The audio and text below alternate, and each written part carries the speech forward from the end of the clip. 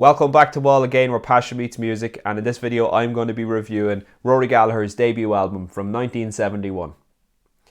So if you don't know much about Rory Gallagher, he originally had a band in the late 1960s called The Taste. They were a three-piece blues rock band, very much in the mould of Cream and the Jimi Hendrix Experience, and in my opinion they were equally as good as those two bands, definitely up there. But unfortunately, Rory had a falling out with management and didn't like the way things were going. So he disbanded the band in around 1969, 1970. And then he went on to start a solo career. So his first debut album is this one here. It's just titled Rory Gallagher. This is a remastered CD from 2018. Sounds absolutely fantastic. And I really like the cover on this one. Very, very simple. You can just see the text there, Rory Gallagher, and then it's just a picture of Rory, which is fantastic. It's all in black and white, no colour, but I think it's an iconic album cover, no frills, and I suppose we're getting into Rory Gallagher's solo career here on this one. So there's actually some fantastic liner notes on the album, so I might read through them. They don't take too long for each song, but I think they do frame each song very well, and these were obviously done by Donald Gallagher, who is Rory's brother and who has been a fantastic advocate for Rory's music and also keeping his music alive. He's very much involved in the remasters of any of the back catalogue. I believe he's also involved in the Rory Gallagher Festival that's held in Ballyshannon in Donegal every year. So Donald has done fantastic work to keep his brother's memory and his spirit alive. So I'll just read out the liner notes here. So by the end of 1970, Taste were on the brink of international success. They had built up a loyal fan base, which included John Lennon, and played the legendary 1970 Isle of Wight Festival and recorded 2 blistering albums. But to the surprise of both their fans and contemporaries, the band split due to musical and managerial differences. I actually have that Live at the Isle of Wight DVD, and it is fantastic. Honestly, one of the best live albums I have on DVD in my collection.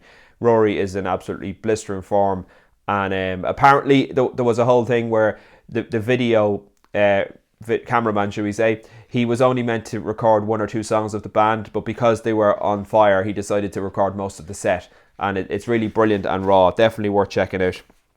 So Rory, keen to utilise his newfound musical freedom, returned to London's Advison Studios with engineer Eddie Offord, with whom he had worked with during the recording of the Taste album On the Boards. The resultant session became Rory's first solo album and the eponymously titled Rory Gallagher.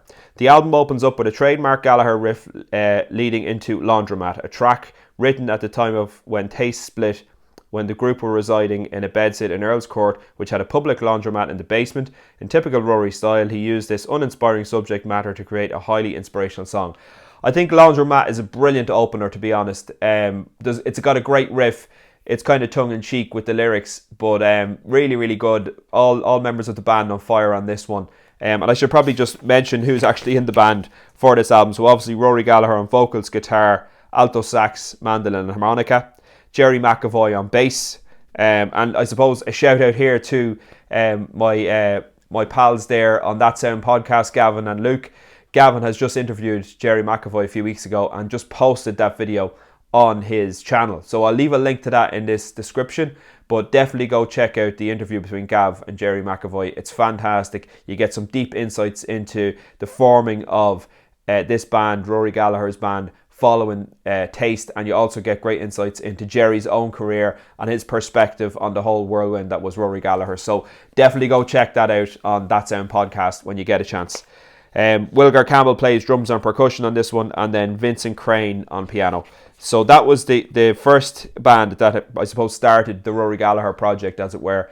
And Laundromat is fantastic, absolutely brilliant blues rock song, and a great way for the band to launch into this career. The next song is very different. It's called Just a Smile. So Just a Smile shows Rory's folk roots with an acoustic and percussion sound influenced heavily by Pentagle, the late 60s, early 70s British folk band that included Bert Jansch and John Renbourn. So yeah, Just a Smile is a great song. It's a very folky song, not something I'd usually be into that much, but I have to say it's very, very catchy. The more I listen to it, the more I like it, and that's the sign of a very good song. It's not one that you're turning off. So yeah, Just a Smile is brilliant. Really, really like it. Very easy going, chilled out folk song. The next song is I Fall Apart. I Fall Apart is an engaging love song with a big melodic Stratocaster guitar riff and a wonderful chord sequence. And I can't agree with that more. The guitars on this one are phenomenal, and you can really hear Rory's Fender Stratocaster sound. It's absolutely brilliant. He's got great guitar solos in this one. I think there's 2 in total, 1 in the middle and then 1 at the end. But a brilliant song. Very heartfelt song and very climactic. So starts off soft and gentle, but by the end it's blistering. The whole band are on fire. And yeah, an absolutely brilliant track. I Fall Apart. The next one there is called Wave Myself Goodbye, and this is the first of 2 tracks featuring keyboard genius Vince Crane, who made his name playing with Atomic Rooster and Arthur Brown during the 70s and Dexy's Midnight Runners in the 80s. Okay. After Taste split, I became tour manager, so Donald became tour manager for Atomic Rooster, and when Rory needed a pianist, Vince was my first choice. For this track, he delivers a barrelhouse piano feel to complement Rory's acoustic blues guitar. So that's Wave Myself Goodbye, track number 4. Not my favourite track on the album, I must admit. It's okay, it's nice, it sounds nice, it's well produced, but it's not my favourite song on the album. The next song is Hands Up, and this is a highly motivational song written post-Taste. The track's positive lyrical message is delivered with lines such as hands up and reach for the sky and get up, you know it's time, which act to counter the negativity Rory felt when the group disbanded. Now, I think Hands Up is an absolutely fantastic song. Very surprising to come across this song because it sounds like a live jam in the studio, and they're clearly improvising on this song. You can hear that Rory is leading them when he gets into that massive guitar solo at the end, and he's leading the charge, and the other members of the band are sort of following suit.